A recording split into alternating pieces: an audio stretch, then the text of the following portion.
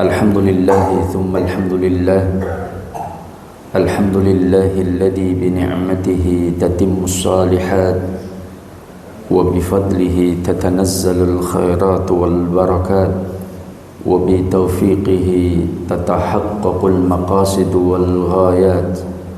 Asyhadu an la ilaha illallah wahdahu la syarika lah wa asyhadu anna Muhammadan abduhu wa rasuluh. Allahumma salli wa sallim wa barik ala sayyidina wa habibina wa qurrati a'yunina Muhammadin wa ala alihi wa ashabihi wa man tabi'ahum bi ihsanin ila yaumiddin. Allahumma la sahla illa ma ja'altahu sahla wa anta taj'alul hazna idza syi'ta sahla. Ma'asyiral muslimin wal muslimat, hafizakumullah ta'ala.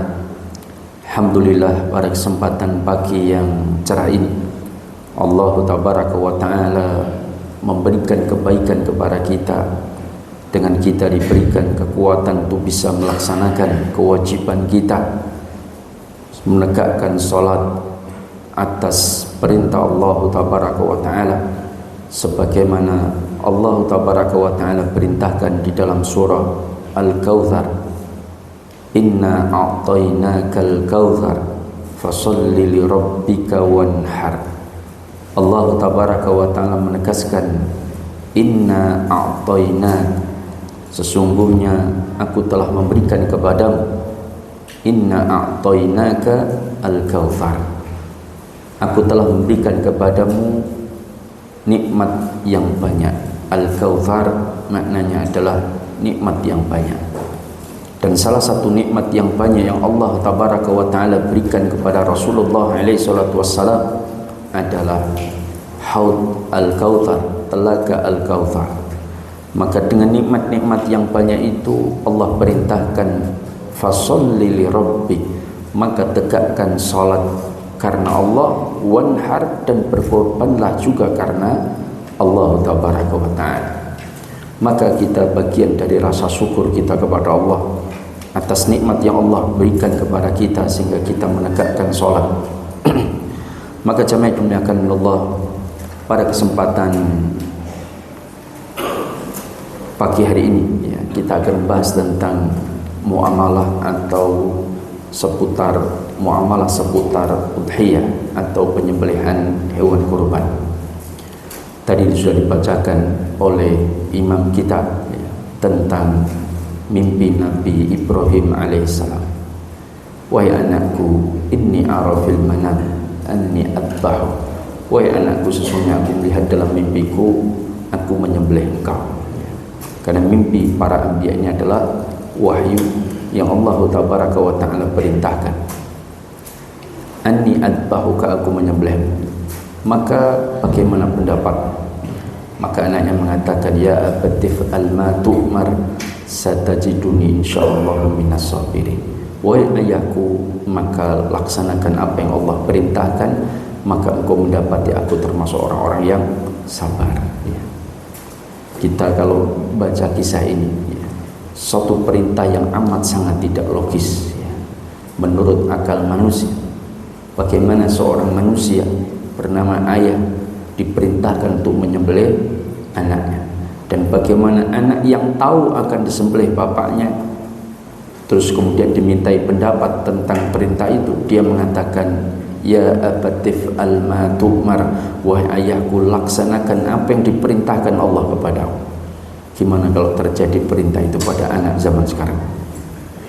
Anaknya dipanggil, aku ki dikongkon Gusti Allah nyembelih kowe le. Ya. Kira-kira jawabnya apa? Bapak mawon sing pun tuwa. Kula tesih panjang masa depannya. Bapak mawon insyaallah mungkin kula tajam mungkin pedange kan. Maka jamaah dimuliakan Allah, ini perintah yang luar biasa dari Allah tabaraka wa ta'ala kepada Abul Anbiya ya, bapaknya para nabi, yaitu Imam Tauhid Nabi Ibrahim alaihissalam. Betapa luar biasa, maka beliau itu dijuluki Khalilur Rahman, hanya ada dua nabi yang mendapatkan julukan Khalilur Rahman, kekasih Ar-Rahman, yaitu hanya Nabi Muhammad alaihi salatu wassalam dan Nabi Ibrahim alaihi salam. Hanya dua nabi ini. Di bawah tingkatan itu ulul azmi, ada 5 nabi: Nabi Muhammad, Nabi Ibrahim, Nabi Musa, Nabi Isa, dan Nabi Nuh. Ini urutan kemuliaan. Kalau urutan tua, Nabi Nuh, Nabi Ibrahim, Nabi Musa, Nabi Isa, Nabi Muhammad. Ini kalau urutan tuanya ya. Tapi kalau urutan kemuliaan tadi ya. Nah, ini adalah ulul azmi. Setelah itu baru para rasul, baru kemudian para anbiya ya. Ada berapa nabi? Berapa jumlah nabi? Berapa? Hah? Lupa ya. Jumlah rasul berapa? Kalau jumlah rasul, iya, 313. Seperti jumlah pasukan perang Badar ya. Itu 313 jumlah rasul. Ini ulama sepakat dalam satu riwayat. Cuman yang dikisahkan dalam Al-Quran hanya sekitar 25. Kok enggak semua toh Pak Ustaz? Selawe rapal-rapal harus tolong ngatos. Semua selawe kadang rati wajah ya. Apalagi mau dikisahkan 313. Sedangkan jumlah para anbiya itu sekitar 24.000 ya. Nah, jamaah dimuliakan Allah, ini tentang kisah Nabi Ibrahim alaihissalam. Maka ini perintah yang begitu berat.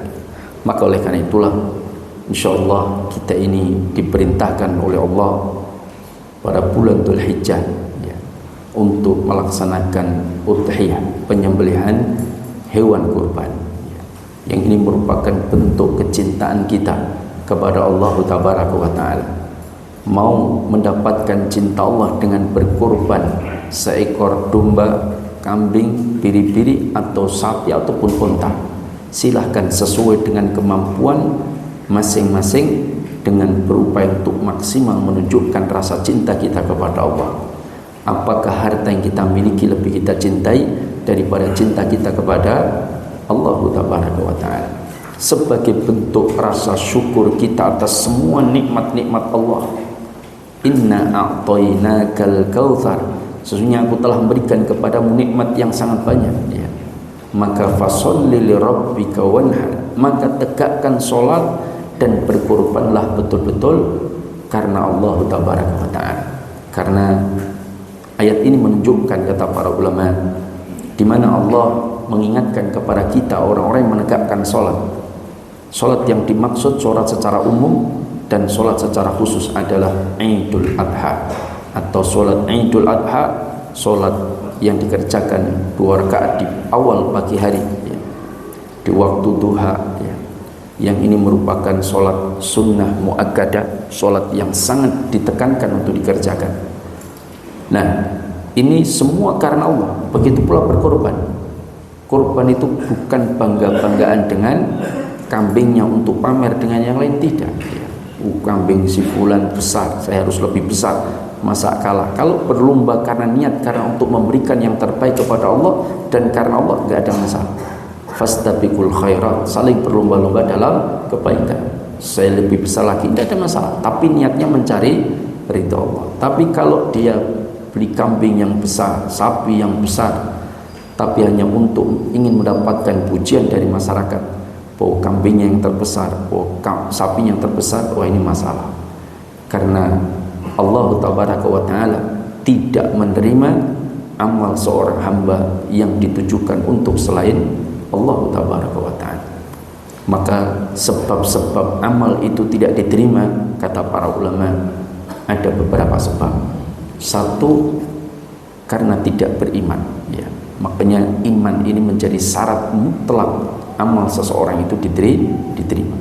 Beberapa waktu yang lalu ada seorang ya sering nongol di televisi ya, katanya tokoh muslim muda ya, yang menceritakan bahwa dalam sebuah wawancara Thomas Alva Edison, penemu lampu, katanya masuk surga ya.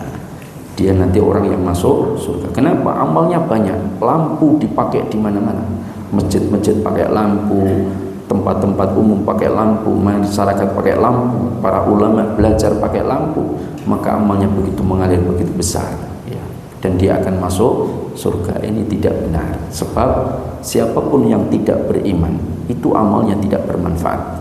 Maka ketika Umar ibn Khattab radhiyallahu taala anhu melihat ada seorang pendeta yang membagikan makanan-makanan kepada orang miskin, lalu Umar tiba-tiba menangis. Ada ajudannya ketika beliau menjadi khalifah, maka bertanya, Amirul Mukminin, kenapa engkau menangis melihat orang itu? Maka Umar mengatakan, inilah yang dimaksud dalam ayat Al-Quran, amilatun nasibah. Mereka beramal dengan kepayahan tetapi sia-sia. Apakah kebaikan yang dilakukan non-muslim itu betul-betul tidak bermanfaat dalam konteks tidak mendapatkan pahala? Iya, tidak mendapatkan pahala, tidak akan mendapatkan pahala.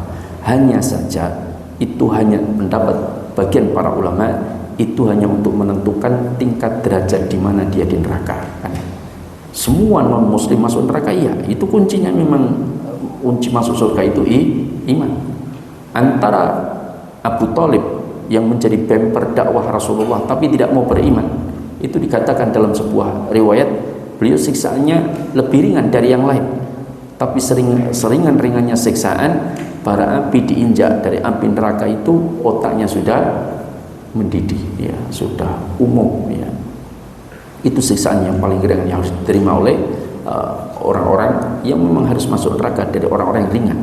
Begitu pula kita beramal kebaikan, itu dapat pahala, iya. Nah, amal kebaikan kita itu untuk menentukan tingkat derajat kita di surga. Tapi kalau untuk masuk surga bukan dengan amal soleh kita, bukan. Karena tidak akan sanggup surga dibeli dengan amal soleh kita. Kalau kita sekali sholat 5 juta, ya, kemudian sekali puasa 3 juta, ya, terus kita puasa Ramadan dapat 90 juta, kemudian setiap sholat 5 waktu dapat 25 juta tiap hari, ya. Salat sunnah 500.000 misalnya, atau 1 juta, ya. Maka dikumpulkan, saya yakin gak akan mampu membeli kota Solo, ya tidak. Selamat Riyad itu per meter 60 juta loh, Pak, ya. Belum Solo Square-nya, belum hotel-hotelnya, nggak akan mampu kebeli. Apalagi Indonesia, apalagi surga, nggak akan mampu. Maka kita masuk surga bukan dengan amal soleh kita, tapi dengan rahmat Allah. Dan untuk mendapatkan rahmat Allah, kita berusaha untuk mencari keridhaan Allah dengan beramal soleh. Nah, amal soleh kita itu menentukan tingkatan di mana kita ini di surga. Ada berapa tingkatan surga ini? Berapa tingkatan? Berapa? Tidak ada yang tahu, Pak, ya. Memang tidak ada yang tahu, ya. Cuman sebagian ulama berpendapat tingkatan di surga sesuai dengan jumlah ayat Quran 6.236. Tapi ada yang berpendapat banyak, nggak tahu kita jumlahnya. Memang tidak disebutkan secara jelas. Kalau pintu surga ada 8, iya. Pintu neraka ada 7, iya. Tapi tingkatannya beda. Jangan masuk Solo Square, Paragon, berapa pintu, Pak? Masuk ke sana 4 pintu, Pak, kanan kiri belakang samping, Pak, ya. Tapi tingkatnya ada berapa? Banyak, Pak, ya. Ada berapa Solo Square, Paragon, nggak tahu lah, ya, pokoknya banyak lah, ya. Sama kalau diibaratkan dengan sebuah tingkatan dan pintu masuknya. Nah, jamaah dimuliakan Allah, ini tentang iman. Yang kedua, sebab amal itu tidak diterima adalah jatuhnya pada syirkul akbar, syirik besar. Maka orang yang jatuh pada syirik besar, seluruh amalnya terhapus, bahkan amal yang mau dilakukan itu juga tidak akan diterima. Yang ketiga, jatuhnya pada syirik kecil, yaitu riya, yaitu beramal tujuannya selain Allah. Maka sia-sia tiwas tuku kambing besar harga 30 juta, tapi niatnya untuk mendapatkan penghargaan dari masyarakat. Sudah, kalau kita ada sikap-sikap yang menunjukkan ada tujuan selain Allah, sudah, kita banyak istighfar.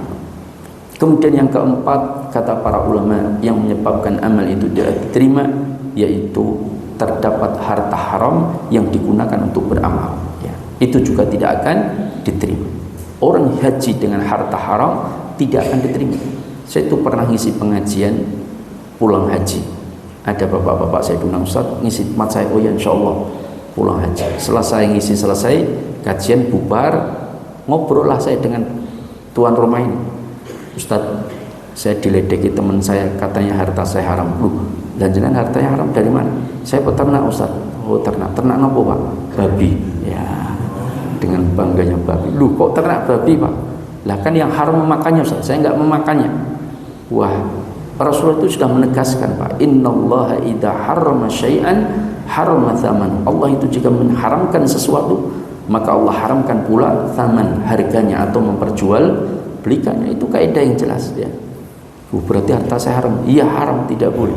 Lah terus haji saya kemarin hasil dari babi itu Pak. Wah itu masalah. Ya sudah terlanjur. Sekarang tinggal jenengan berusaha menghilangkan harta haram tersebut dan bekerjalah semaksimal mungkin. Kalaupun ternyata bisa dapat duit lagi, haji lagi Pak ya. Yang secara jenengan sudah hajinya sudah haji memang, tapi diterima atau tidak, ini jadi masalah kan? Karena harta haji dengan harta yang haram tidak akan diterima oleh Allah Tabaraka wa Ta'ala. Maka ini tentang harta. Yang terakhir yaitu ujub ya. Ujub itu bangga dengan amal, itu bisa merusak amal ibadah kita sehingga tidak diterima oleh Allah Tabaraka wa Ta'ala. Nah, jamaah dimuliakan Allah, dalam pelaksanaan udhiyah, penyembelihan hewan kurban, antara di masa dulu di zaman Rasulullah, para sahabat, itu memang dengan sekarang ada sedikit perbedaan ya. Kalau dulu ketika Ali ibnu Abi Thalib radhiyallahu ta'ala anhu ditanya, ya Ali, ketika engkau melaksanakan sholat Idul Adha dan juga penyembelihan hewan kurban di masa engkau bersama Rasulullah, dia ditanya oleh seorang tabi'in, di masa engkau bersama Abu Bakar, Umar radhiyallahu ta'ala anhu, itu di mana? Maka dijawab oleh Ali ibn Abi Thalib, kami mengerjakan sholat Id di musola dan kami pun menyembelih pun di musola ya. Maka sholat yang terbaik itu untuk sholat Id dan 2 hari raya di mana? Musola atau masjid? Tahu musola? Apa itu musola? Jangan diartikan masjid cilik orang tinggal sholat Jumat ya. Itu musola orang Indonesia. Dulu itu sebenarnya namanya bukan musola, di Jawa ini dulu namanya langgar. Masjid kecil itu surau atau langgar. Kalau tempat untuk sholat Jumat itu ya dulu itu namanya masjid jami ya. Kalau masjid kecil sebenarnya juga masjid namanya ya. Kalau zaman dulu masjid itu ya semua tempat yang khusus digunakan sholat 5 waktu itu masjid. Mau sholat Jumat ada atau tidak tetap masjid. Cuman kalau digunakan sholat Jumat dulu di zaman itu disebut masjid jami. Kenapa? Karena Jumatan itu dikumpulkan dalam satu tempat, menggabungkan masjid-masjid yang ada digabungkan dalam satu tempat di namanya masjid jami. Dulu begitu. Jadi antar desa sana desa itu saling kenal Pak. Oh jenengan pripun kabare? Oh jenengan di anak lanang kula dan itu rapi kan kata Pak ya. Itu antar desa kenal lah. Sekarang antar RW mboten kenal Pak ya. Nah, ini tentang apa namanya masjid ya. Kalau musola itu kan penyebutan ya mungkin baru-baru akhir-akhir mungkin 20 tahun terakhir ini, karena memang musola tempat sholat. Padahal dalam bahasa Arab musola itu adalah tempat digunakan sholat 2 hari raya atau sholat minta hujan istisqa. Dan itu tanah lapang. Makanya jangan kalau umroh di samping Masjid Nabawi sisi sebelah utara kanannya itu sisi kanan ya, kanan itu ada satu tanah lapang disebut musola. Terus ada beberapa masjid, ada Masjid Umamah, ada Masjid Ali, ada Masjid Abu Bakar, ada Masjid Umar.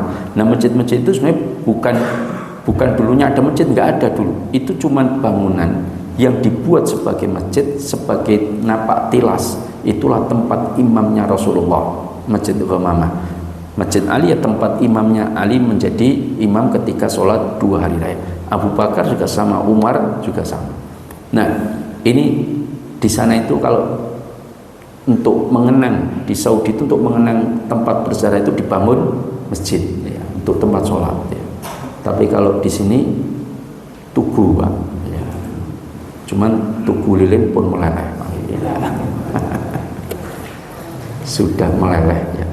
Nah jamaah dimuliakan Allah, ini apa namanya musola ya. Maka sholat yang terbaik digunakan untuk sholat 2 hari raya di mana Pak? Musola tanah lapang atau masjid? Ya, semua ulama tidak terkecuali siapapun sepakat bahwa sholat yang terbaik untuk 2 hari raya itu adalah di masjid, Pak. Tapi Masjidil Haram. Ya, itu yang pertama, Pak ya. Masjidil Haram, baru musola, baru masjid yang lain. Ya. Nah, ini tentang keutamaan tempat sholat. Nah, kami pun menyembelih di musola. Tapi di kita ini pelaksanaan udhiyah itu tidak dilakukan masing-masing, Pak. Nggowo wedhus, unta, sapi di musola tanah lapang tempat sholat, kemudian pada nyembelih bareng-bareng di sana. Tidak. Tapi kita itu pasrah kepada takmir masjid, kan Pak? Betul, Pak. Di sini pasrah takmir masjid, Pak. Ya. Mereka bayar atau mereka kirim kambing atau bayar uang untuk dibelikan sapi. Nah, disinilah terjadi muamalah, Pak. Nah, ini yang sebenarnya lebih banyak kita bahas. Pertama, akan terjadi akad wakalah, ya. Akad perwakilan, di mana tugas yang seharusnya dilaksanakan oleh sahibul kurban masing-masing itu diambil alih di pundak para takmir masjid, Pak. Disinilah yang harus dipahami. Sesungguhnya ada beban yang sangat berat, Pak. Karena sah atau tidaknya dalam pelaksanaan udhiyah, penyembelihan hewan kurban, itu semua ditanggung oleh takmir masjid, Pak. Kenapa? Karena dia berani untuk mengambil alih, Pak. Boleh nggak? Ya boleh saja. Tapi disinilah perlu butuhnya ilmu. Al-ilmu qabla al-qaul wal amal. Ilmu itu harus ada sebelum berkata dan berbuat. Kalau dia berani mengambil alih tugas amanat itu dari sahibul kurban kepada dirinya, ya tidak masalah. Yang penting jalankan dengan ilmu. Berkaitan dengan akad wakalah tadi, berarti dia harus tahu ilmu tentang pelaksanaan udhiyah, penyembelihan hewan kurban. Kurban apa yang sah untuk dikorbankan, harus jenis-jenis hewan yang boleh dikorbankan, kemudian harus umurnya musinnah, cukup umur, harus bebas dari cacat, 4 cacat yang disebutkan: buta, pincang, sakit, dan kurus kering. Itu tidak sah digunakan untuk kurban. Nah, sekarang mohon maaf, saya itu sudah mendapati kalau nggak salah 2 atau 3 kali ketika saya menyembelih di masjid, itu domba yang satu kambing itu dalam keadaan buta sebelah, Pak. Bahkan waktu itu saya proteskan, ini kok dusi sopo, ini buta loh, ini tak cek, karena matanya hitam satu. Terus tak cek, tak dekati gini, matanya nggak berkedip, berarti buta ini, ya. Maka ketika saya sampaikan ke panitia jawabnya malah begini, anu Mas, niki lemu, dagingin insyaallah kathah. Lah, bukan masalah lembunya, tapi ini buta. Mboten napa-napa, niki butane mung siji tok. Loh Mas, saya bilang, buta sebelah atau 2 itu cacat dan enggak boleh. Walah, pripun? Harus disampaikan sama sahibul kurban. Akhirnya saya suruh nelpon. Lah ini ngene sapa to ini? Tak tanya gitu. Ini anu gini Mas jenengan luar. Ternyata kakak saya, Ustaz Iqbal. Saya telepon langsung, di Mas, ki wedhusmu buta sebelah. Apa ya aku tuku ning nggone si fulan, kata dia. Mau bayar tak kon ngeterke pilih ke sing apik. Walah ini terus akhirnya tak suruh nelpon yang tempat dia beli, akhirnya terus ditukar. Ya kalau kita tak mencet apa penting lemu daging oke blek, tanggung jawab ning akhirat, Pak. Ya. Ini bukan masalah lemu atau tidak. Lemu bagus, tetapi harus sah, tidak boleh dari cacat. Dan yang paling banyak meleset, Pak. Ini saya survei beberapa tahun di lapangan itu, baik yang sudah ada di masjid maupun yang masih di pedagang. Itu kebanyakan yang saya dapatkan kasusnya adalah sapi yang belum layak untuk dikorbankan. Secara bodi besar, Pak, secara daging mantap, tapi secara umur belum musinnah, Pak. Musinnah untuk sapi, untuk unta itu kan 5 tahun masuk tahun ke-6. Musinnahnya sapi 2 tahun masuk tahun ke-3. Untuk kambing, domba, biri-biri 1 tahun masuk tahun ke-2. Meskipun nanti ada ikhtilaf dalam sebagian ulama, khusus kambing, ya, kalau domba, biri-biri 1 tahun ke atas, khusus kambing 2 tahun masuk tahun ke-3. Ini ada perbedaan pendapat. Kalau tidak ada kambing domba 1 tahun ke atas, boleh jadaah domba umur 6 bulan masuk bulan ke-7. Tapi khusus hanya domba. Beda domba dengan kambing, Pak. Ya, kambing itu etawa, terus Brenggolo, Randu Jawa, itu kambing Pak, sing rupanya coklat-coklat Pak ya. Nah kalau domba itu sondesip Pak ya, sondesip Pak ya. Terus gembel ya, kipas ya, semacam-macam ya. Nah maka itu aturannya, tapi dengan syarat tidak ada di atas 1 tahun baru boleh jatah untuk domba. Nah ini harus perhatikan Pak. Lah Ustadz, kita itu nggak tahu tentang hewan itu umurnya berapa, karena mereka tidak pernah didaftarkan di Dukcapil kelahiran ya. Loh memang betul, tetapi Allah memberikan kemudahan. Apa? Umur hewan itu sangat mudah ditebak, itu dari lihat giginya Pak ya. Kalau menungso rotok ya bisa, sangat bisa, tapi kadang-kadang rotok sulit ya. Sulitnya enak sing untune ompong lagi umur 30 Pak, kan dikira wis tua Pak, padahal memang untune entek karena tahu sikatan ya. Nah tapi kalau domba kambing kan renek lorong untu bolong kan renek Pak ya. Nah domba, kambing, sapi itu mereka itu bisa ketahuan dari giginya Pak. Kambing itu kalau giginya kecil-kecil tapi sudah renggang, oh itu berarti di atas umur 1 tahun. Nanti kalau sudah poel satu pasang, atas 2 bawah 2, itu berarti sudah sekitar 1,5 tahun. Nanti kalau poel lagi sampingnya lagi sekitar sekian bulan. Poel lagi itu ada ilmunya Pak.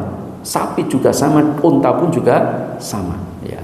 Nah saya belum menemukan tabulasi untuk menghitung gigi itu umur berapa, tapi ada, nanti silahkan buka di Mbah Google ya, yaitu Mbah Google mungkin tahu tentang apa data itu dari peternakan atau dari website mana, nanti akan dimunculkan, itu bisa diketahui. Jadi giginya itu bisa dilihat dari sana ya. Maka carilah, kalau memang kita nggak tahu akte kelahirannya Pak, atau tanggal kelahiran hewan itu, maka lebih baik cari yang poel Pak. Karena poel itu mesti di atas musina ya. Tapi poel dengan poel tertentu ya. Kalau kambing itu poel 2, 1 pasang saja itu sudah di atas 1 tahun pasti Pak. Kecuali poelnya dipaksa Pak ya. Loh betul Pak. Saya melihat dengan mata kepala sendiri Pak. Waktu 4 bulan sebelum lebaran saya beli di peternak samping Silir loh Pak. Silir pasar kambing, bukan Silir sing macam-macam lagi ya. Kan pun tutup Pak. Nah itu saya beli di sana. Delala saya kenal penjual kambingnya. Saya datangi, ternyata dia sedang ngempit kepala kambing. Ki ngopo bocah ini? Kambing kempit itu dipakai kakinya. Ternyata saya pas dekat itu dia sedang nyabut gigine kambing Pak, pakai tangan. Wah itu lorone ramu Pak. Ang dicabut, disuntik cicik loro, apalagi tanpa obat bius ya. Oh itu kambingnya, kambing kalau bisa ngomong mungkin muni-muni tenan ya. Itu ditarik satu-satu, kemudian saya sampaikan, Mas mbok kapake kudu sih. Anu Mas niki kula poel ke. Ya salam. Tapi bisa ketahuan Pak, kalau giginya itu sampingnya masih kecil-kecil dan rengket Pak, terus tahu-tahu tengah itu ganti 2 besar, wah itu berarti poel paksa Pak. Karena itu harus renggang dulu semua. Kambing giginya Pak itu renggang dulu. Nah copot 2 atau ganti 2 besar tapi sampai udah renggang, itu normal Pak. Kalau masih kecil-kecil rapat terus ompong 2 atau sudah ganti 2, wah itu ada kemungkinan besar masalah. Kecuali mungkin kambingnya natap tembok potol dewi, nah itu mungkin lain ceritanya. Nah artinya bahwa ini bisa diketahui dengan giginya ya. Maka itu cara. Maka tanggung jawab, jangan asal lemu Pak ya. Itu bisa tidak sah. Nah dalam perwakilan itu ilmu tentang pemilihan hewan kurban itu takmir harus paham. Yang kedua, dalam akad wakalah kita harus paham takmir atau panitia kurban itu wakil dari sahibul kurban. Maka dalam akad wakalah keperpihakan takmir itu ada pada sahibul kurban, bukan yang lain Pak. Kenapa? Karena dia wakilnya. Contoh begini, saya ditunjuk menjadi ketua pembelian hewan kurban. Ada 4 ekor yang saya beli sapi. Per sapi 24,5 juta, iuran 3,5, pas operasional 100.000 misalnya. Lalu ketika saya belikan, saya sudah survei di 3 tempat. Tempat A, tempat B, tempat C. Tempat A sapinya besar-besar, gemuk-gemuk, harganya paling murah. Sapi B besar-besar tapi harganya rotok larang. Sapi C rotok kuru-kuru, ya nggak kuru banget tapi kualitasnya paling rendah, tapi regane malah paling larang, Pak. Ketika saya sebagai penentu pembelian, saya malah beli di tempat petani C, Pak. Malah sing rotok kuru-kuru malah larang-larang. Kenapa? Karena sing dodol Pak Diku dewi, ya. Paham ya? Ngelarisi Pak Dini. Nah, ini nggak benar, Pak. Karena saya ditunjuk sebagai wakil sahibul korban, keperpihakan saya harus kepada sahibul korban. Apakah saya nggak boleh beli tempat saudara? Boleh, tapi keperpihakanmu itu kepada sahibul korban, ya. Maka itu yang dilakukan Ustadz, apakah dalam jual beli hewan korban itu tidak boleh ditawar? Karena ada sebagian pemahaman masyarakat yang tuku wedhus, tuku sapi, tuku unta itu tidak boleh ditawar karena untuk korban. Apakah benar Ustaz saya ditanya begitu? Selama saya belajar di pesantren, baca kitab atau mendengarkan ceramah mas saya, itu belum pernah saya mendapati hadis itu. Mungkin itu hadis made in penjual mungkin, Pak, ya. Ojo saya nggak tahu secara hadis itu, ya coba kalau jangan bisa datangkan dalilnya maka saya akan syiarkan. Tapi kalau nggak ada, jangan coba-coba cari buat aturan baru, Pak. Ya, setahu saya nggak ada, tidak boleh menawar. Bahkan ini lebih aneh ngeten, Pak. Takmir masjid dikasih duit 24,5, Pak, ya. Terus sampai di tempat kambing, sapi dibayar pinten lek 24,5. Pas ya. Yes 24,5. Wis karo jangan cek masjid to, wis kula korting 500. Loh, ampun dikorting, Pak. Lah kenapa? Mungkin dikorting kula malah bingung, ngecake lagi duitnya pasti 24,5 mawon, mungkin gen pas mboten sah kula bingung. Loh, dikai korting malah ra gelem, Pak. Paham, Pak, ya? Ya dikorting aja enggak ada masalah. Dapat korting 500, cuman 500.000 itu bukan milik panitia. Miliknya sahibul korban. Maka disampaikan, Mas, ini sapi tadi harganya 24,5, pas. Cuman saya dapat kortingan, maka saya kembalikan 500.000 untuk 7 orang. Atau mau dibuat untuk panitia atau untuk operasional gimana? Sudah buat panitia saja, selesai. 7 orang merelakan, selesai, itu jadi haknya panitia. Tapi kalau kita tidak ngomong terus kita pakai, ini nggak boleh. Ingat, panitia itu bukan pemilik dana, hanya wakil. Maka semua ketentuan itu adalah pada sahibul korban. Panitia boleh nggak minta upah? Boleh, Pak. Wakalah bil ujroh itu boleh, nggak ada masalah. Wong jenenge tugasnya janjane sing golek sapi, sing nyembelih, sing ngurusi kan sahibul korban, Pak. Terus ngongkon panitia masjid, ya boleh nggak diminta upah? Boleh, nggak ada masalah. Mas, ini untuk biaya sapi, Mas. Nanti 150.000. 100.000-nya untuk operasional, 50.000-nya untuk panitia. Nanti rencananya golek sapi ini nyate sih kan, itu kan ya. Jadi 50.000 kali 7 350.000, nyate 3 orang atau 4 orang yang nyari sapi. Sudah diadatkan ini nggak ada masalah. Yang penting ada akadnya jelas. Tapi kalau lah niki panitia minta upah serasa ndak ada upahan barang, wis pun pokoknya kita volunteer. Tapi ketika meh tuku sapi, iki nek ditew kae dienggo nyate sik wae ya sebagian. Nah, ini enggak benar, Pak. Berarti nyolong, Pak. Karena tidak izin. Dan tidak boleh pula melakukan apa yang dilakukan di BPJS, Pak. Tahu BPJS, Pak? Asuransi loh, Pak. Jangan menjadikan harta untuk pembelian hewan kurban itu seperti BPJS, subsidi silang, Pak. Ya. Jadi ngeten, Pak. Ada 5 ekor, 5 kelompok, 24,5 semua. Terus sampai di peternak 2 ekor gede-gede, Pak, lemu mantep, regone mung 25,5, Pak. Padahal duitnya berapa? 24,5. Terus ada yang 23,5, ada yang 22.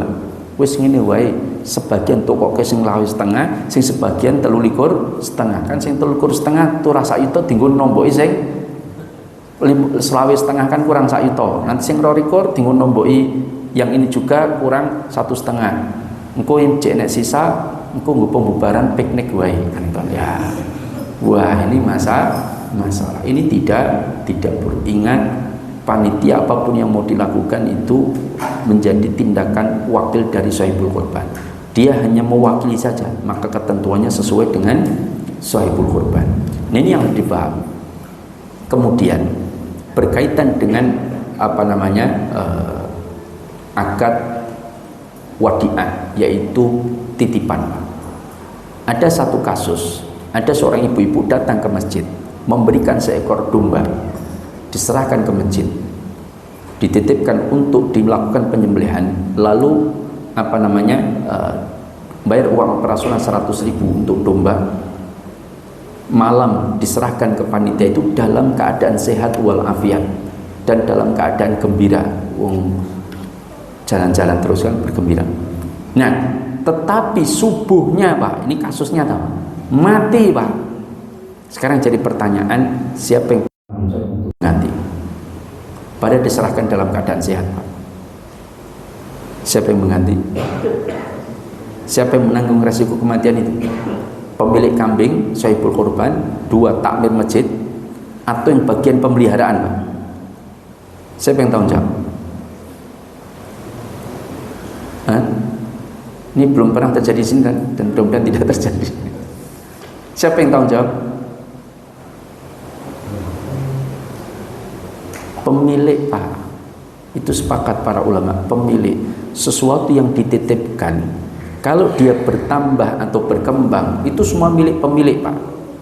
Saya nitipkan ayam pelung misalkan, karena saya tinggal umroh sepasang ayam pelung istimewa misalkan, biaya operasional 5.000 per hari, saya bayar selama 10 hari 50.000. Saya sudah berikan uang 50.000 kepada dia. Terus ayamnya ngendok 6 butir Pak, selama 10 hari.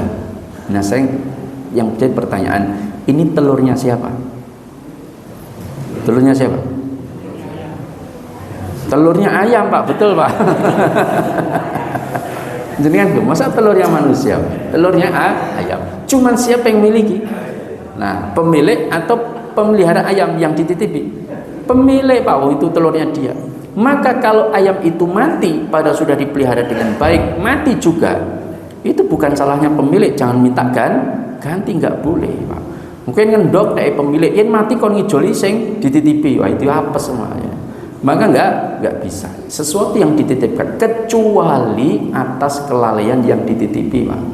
Titipi wedhus seminggu Pak, malah tinggal di Surabaya 5 dino ora pakani Pak, mati, dia ganti Pak, tanggung jawab.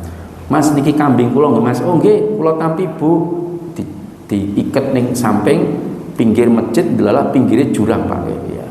Loh Mas, sapi wedhus ku mboten kene kok kepleset jiglok mati. Tenang mawon Bu, wedhus ndek otak, dia bisa mikir sendiri ya. Ternyata wedhusnya ngantuk pleset Pak, gantung diri, akhirnya mati. Ya maka ya si penjaga tadi lalai, berarti dia harus mengganti. Tapi kalau bukan kelalaian mereka, maka akad wadiah itu dibebankan kepada pemilik segala resiko dan manfaat yang timbul ya. Nah, maka jami'an dinyakan Allah, ini tentang akad wadiah. Lalu kemudian dalam jual beli Pak, akad al-bai, dalam sebuah proses jual beli dalam hewan kurban, ternyata ada praktek yang menyimpang, yaitu apa? Menjual belikan barang yang belum diserah terimakan. Ada yang saya tahu di lapangan itu, saya ketemu orangnya, dia itu kalau lebaran, menjelang lebaran sebulan atau 2 bulan itu, dia sudah hunting sapi Pak, ke desa-desa, modal 10 juta bisa untung 20 juta, bahkan 25 juta bisa, modal cuma 10 juta, hanya sebulan. Sebulan sebelumnya dia hunting sapi, dicari sapi ke desa Gawok City misalnya, dicari Mas sapi-sapi berapa? 22, 23, wis tak rut we 22, aku juga 10, gimana? Tak milih, ya sudah apa-apa, pilih. Nih tak DP 1 ekor 1 juta ya, selesai. Nanti 3 hari sebelum lebaran tak bayar. Oke Mas, siap. Terus saya foto, di foto-foto, di selfie, tawarkan di masjid-masjid. Pak, kalau gak ada sapi Pak, timbangnya ado-ado oleh teng peraci pun kita nggak wah enten kalau gak ada sapi 10 ekor. Lho pun Mas niki foto nih, gede-gede lumayan nggih. Mungkin tiling nggih saged ya. Kulo open ke tiang desa Nggawa ya. Siap aja dilihat, wah cocok. Pinten nih Mas? Wah niki kali masjid pun kulo bakbuk mboten napa. Nah niku kan ya. Bakul biasanya ngoten to Pak. Nggih. Kali masjid bakbuk mboten napa, penting kulo lillahi taala. Lah pinten Mas? 4,5. Terus niku kalau hitung-hitung wis pokoke bagus mboten napa lah. Para tukune pira? 22 kan. Berarti pinten? 2,5 per ekor, Pak. Nah, ketika sudah di masjid-masjid mereka DP 5 juta, 10 juta, maka 3 hari sebelum lebaran mereka melunasi semua. Setelah melunasi baru dibayarkan ke peternaknya tadi. Ini Mas, 22 juta bayar semua 10 ekor 220. Selesai saya suruh ngirim. Pada resiko sapi tadi, Pak, sejak saya DP sampai pengiriman itu resiko ditanggung siapa? Penjual kan, yaitu peternak pertama. Kenapa? Karena belum serahkan ke saya. Tapi saya sudah cari untung, Pak. 2.500.000 per ekor. Maka di sini letak kepokelannya, Pak, atau pokil, Pak. Tahu pokil? Ini bahasa Jerman, Pak. Nah, itu tidak boleh. Rasulullah itu melarang, idza ishtaraita syai'an fala tabi'hu hatta taqbida. Jika engkau membeli sesuatu, jangan kau langsung jual kecuali sudah diserah terimakan. Kenapa? Itu sama saja dia cari untung, tidak mau menerima resiko, Pak. Ini enggak boleh. Jadi kalau beli kambing diserahkan jenengan, baru resiko itu sudah berpindah. Terus jenengan titipkan ke peternak tadi, penjual tadi. Terus dia baru diambil nanti ketika malam takbiran, boleh, tapi resiko kematian itu tanggung kita. Tapi kalau kita beli barangnya belum diserahkan, baru diserahkan malam lebaran, nanti kalau mati tanggungan dia, Pak, karena belum diserah terimakan. Ya, maka itu aturan mainnya. Ini tentang pembelian. Yang terakhir itu berkaitan dengan penjualan kulit, kepala dan kaki. Itu tidak boleh dijual, tidak boleh pula dijadikan sebagai upah. Nah, kulit, kepala, kaki atau bagian manapun dari hewan itu tidak boleh dijual. Bahkan mohon maaf, sampai pendapat ulama itu mengatakan tali kekangnya saja. Ya, kalau itu ada tali kekang, Pak, misalkan dadung-dadungnya itu, Pak, kumpul ke karo panitia didol, Pak, kilok ke mayan itu nggak boleh, Pak. Kenapa? Pokoknya semua bagian dari hewan itu kata para ulama tidak boleh dijual. Kalau dikasihkan malah nggak masalah. Misalkan kita mengundang tukang jagal, berapa Mas? 700.000. Oke, jagal Mas ya, sama motong besar-besar, siap. Sudah selesai. Terus kulit, kaki, kepala mau dikasihkan sama sohibul korban, nggak mau, kula mboten Pak. Lalian pada nggak mau, kasihkan jamaah pun mboten, kula daging pun kata. Lalu saya paling kasihkan tukang jaga, Mas mau nggak ini? Mau Mas, kasihkan, tidak ada masalah karena pemberian. Tapi kalau Mas jagalmu piro 700, ojo 700 lah pinten 400, waduh kesideng ini wae 400 niku kulit kepala kaki PN kan itu. Yang penting jagali 400 nggih mboten napa. Saya nggak ngasihkan loh, nggak jual Ustaz, cuman sebagai penurun harga, tetap nggak boleh itu menjadikan upah ya. Maka ini tidak boleh dijual. Tapi yang agak sulit itu adalah pasukan garda elit, Pak ya. Ada, Pak, di Korban itu nanti akan ada datang pasukan volunteer garda elit. Ya, mbok berpisau itu, Pak ya. Ya. Dia nggak pernah ngaji kan itu. Ya, ini ada, Pak. Ratau ngaji, sholat di masjid itu jarang ya. Terus ketika lebaran teko, Pak, nggo lading modal tas rangsel, Pak ya. Tas cangklong lho, Pak. Atau kresek-kresek. Melu ngiris-ngiris, Pak. Loh, apakah nggak boleh? Boleh. Cuman persoalannya kadang mereka itu minta diupahi dalam bentuk daging, Pak. Pokoknya kusing ngiris-ngiris ki dikei tambahan lho, wis iris-iris kesel-kesel yuk enek upahe daging. Wah, itu yang persoalan. Dikei roti ragilem, dikei duit. Aku iku ora njaluk duit kan itu kan. Aku iku volunteer, sukarela. Ning njaluk daging itu yang masalah, Pak. Itu berarti menjadi upah, nggak boleh ya. Tapi kalau dari sohibul korban kemudian sing bantu-bantu tadi dikasih tambahan sebagai hadiah, nggak ada masalah, paham? Tidak ada masalah. Tapi kalau dia minta sebagai upah, tidak boleh, Pak ya. Ini khusus panitia, nanti kita ngambil dulu daging sebagai tombok kesel kan itu kan, untuk dimasak dulu kita makan bareng-bareng panitia. Nah, itu juga sebagai upah. Tapi kalau sohibul korban mengatakan, dan nanti sebagian daging yang sepertiga saya ambil, sepertiga mau saya hadiahkan untuk bapak-bapak semua yang datang di sini, mau dimasak monggo silakan, itu nggak ada masalah, paham? Maka tinggal akadnya yang digunakan itu seperti apa. Kalau itu sebagai upah tidak boleh, tapi kalau itu sebagai hadiah jadi sohibul kurban maka tidak ada masalah. Dan saya yakin panitia pasti banyak yang berkorban, ya, baik berkorban domba maupun korban perasaan, ya. Karena sering tipe itu, ya.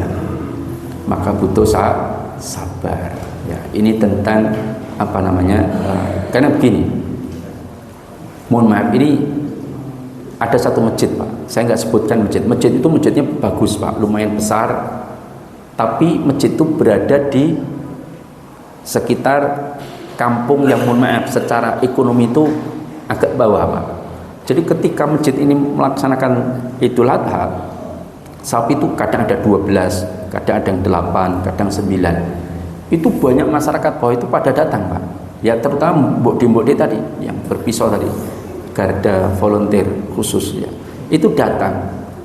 Saya itu sebenarnya agak curiga Ustaz, karena waktu itu kok dagingnya jadi rapatnya oke. Akhirnya tahun depannya itu saya cek, jadi daging itu setelah dipotong itu Kang jaga resmi itu kami timbang dulu. Setelah kami timbang, kami pasarkan panitia dan dibantu banyak orang, mbok tadi, ya. Setelah selesai dibungkusi kan Ustaz. Setelah dibungkusi itu kan ada yang sebagian udah pulang, sebagian macam-macam. Nah setelah dibungkusi kami timbang lagi, itu belum dibagi loh Ustaz. Kami timbang lagi. Waktu tahun kemarin kelong 80 kilo. Bayangkan Pak. Ternyata dunjiku ide-ide Pak. Alasannya wis ngewangi kan. Wah ini berat, nggak boleh, ya. Bahkan mohon maaf, kadang saya pernah itu buka tasnya yang dibawa itu. Ya, ternyata isinya daging Pak, dan daging merah padat itu dimasukkan situ. Kadang lebok ke daster barang kantong. Ya itu terjadi, betul. Ya kalau di kota-kotakin insya Allah nggak ada lah. Tapi kalau di yang dekat, mohon maaf, yang kampung yang mungkin terlalu padat, kecil-kecil rumah yang ekonomi itu bawah, itu mereka kadang begitu, tidak semua ya. Tapi ini kenyataan terjadi.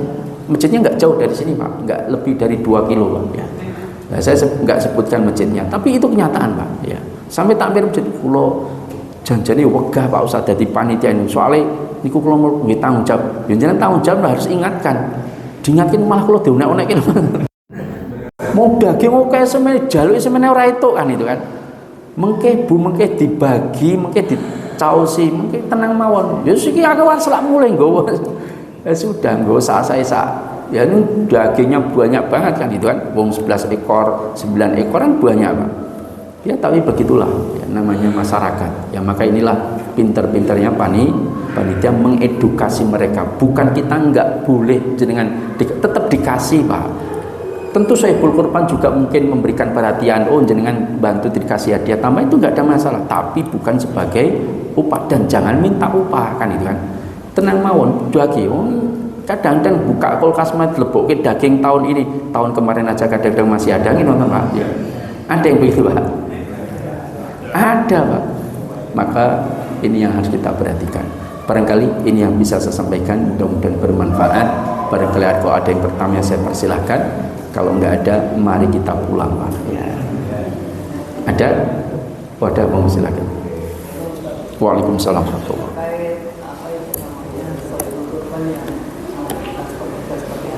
Iya.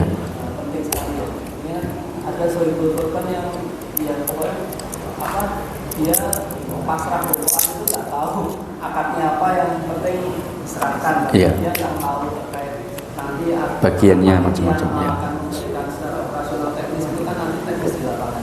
Kalau kita mitigasinya membuat tertulis itu gimana Ustaz? Itu jauh lebih bagus. Ditawarkan kepada mereka. Ditawarkan, ya. Mereka kan ada yang paham ada yang enggak. Iya. Seperti kalau dia ditawarkan, kalau dia tanda tangan gitu kan sudah aman Pak dia gitu. Iya. Kalau misal ada yang apa tambah di elit tadi kayak gitu, iya. akadnya udah jelas bahwa itu hadiah bukan upah, ada Iya. hadiah dari situ. Iya. Kalau ini Ya, yang harus dipahami itu adalah pertama, hewan kurban itu miliknya Sohibul Kurban Pak. Sama seperti ketika saya mau kurban 2 ekor, saya panggil orang, Mas, sini Mas, berapa operasional jenengan nyembelih sama motong-motong? 200.000 Ustaz untuk 2 ekor, khusus untuk Ustaz. Oh siap. Lalu dipotong-potong, disembelih dia, potong-potong selesai, saya bayar 200.000 selesai. Terus 2/3 hasil pemotongan tadi dia bawa mau dibagikan, boleh nggak kira-kira? Nggak boleh. karena belum saya izinkan, kan nonton Pak? Kan yang berhak membagi semua kan saya Pak. Saya kan minta dia memotong hanya bayar 200 kan itu. Sebetulnya sama dengan masjid. Kita menyerahkan ke masjid, kita bayar operasional, dan masjid sebenarnya panitia boleh minta ujrah. Tapi kalau saya yakin mereka tidak minta ujrah, hanya operasional, ya untuk makan macam-macam lah. Nah, ketika dia bayar, maka sesungguhnya hewan itu tinggal akadnya bagaimana. Dah yang sepertiga kami ambil, yang 2/3 nanti bagi lewat masjid, silahkan, boleh. Maaf, yang setengah mau saya ambil, yang setengahnya silahkan bagi di masjid. Karena yang setengah ini mau saya makan sebagian, sebagian mau saya berikan ke saudara-saudara yang membutuhkan. Boleh nggak? Boleh Pak. Ada masjid tuh, dia dapat sepertiga Pak, sampil 1 sama hati sama paru, di paru sudah dapat itu. Kemudian lah dia pesen, nggih buntute kalih kepalane kula minta. Oh nggak boleh Bu, jatah jenengan cuma sepertiga. Ini takmir era mudeng Pak. Iki wedhuse sapa kan ngoten Pak nggih. Lah itu kan wedhusnya dia. Dia minta kepalanya, minta buntutnya, itu haknya dia, paham? Takmir itu kan disuruh untuk diamanati untuk membagikan. Kan hewan itu sebetulnya yang penting ada yang disedekahkan, kan ngoten Pak.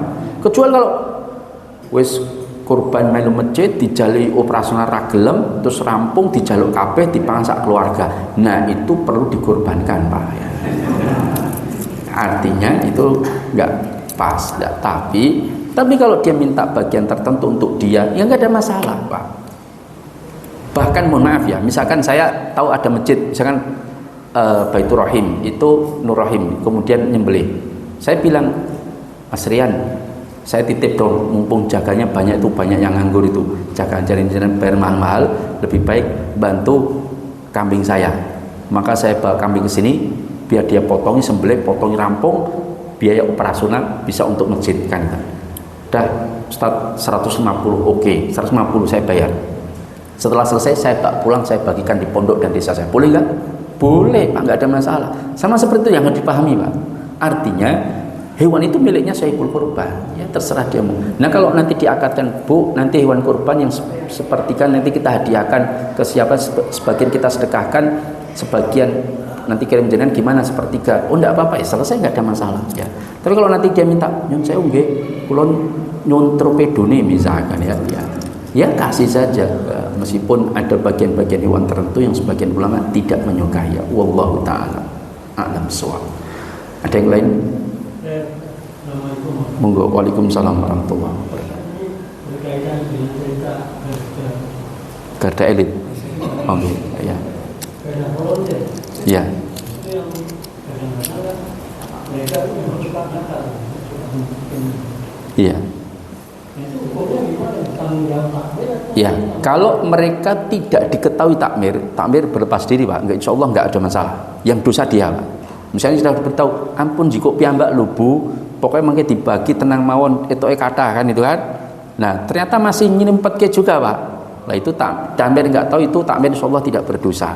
Tapi kalau takmir tahu, wah kayak jikuk dewe misalnya, wah pakai aku kan itu, nah takmir tanggung jawab Pak.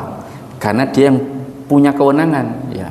Misalkan ada satu orang, Mas pokoknya aku juga 2 kilo, upahku ngaku esok katwene rumadang barang nanti kelambiku reget kabeh iki nggo tuku bon cuci macam-macam, pokoknya aku njaluk upah iki 2 kilo ya. Wis rasa protes kan itu kan. Takmir nggih pun. Nah, tanggung jawab dia Pak.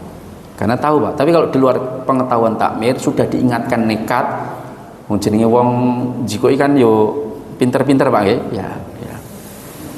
Loh mau mangkat ora hamil kok mulai hamil iki Pak. Itu repot Pak. Lah, maka takmir tanggung jawab. Tapi kalau enggak tahu itu di luar kewajiban takmir ya. Cukup ya, demikian dari saya, mudah-mudahan bermanfaat. Aku qauli hadza wa astaghfirullah li wa lakum innahu huwal ghafurur rahim. Subhanakallahumma wa bihamdika asyhadu an la ilaha illa anta astaghfiruka wa atubu ilaik. Assalamualaikum warahmatullahi wabarakatuh.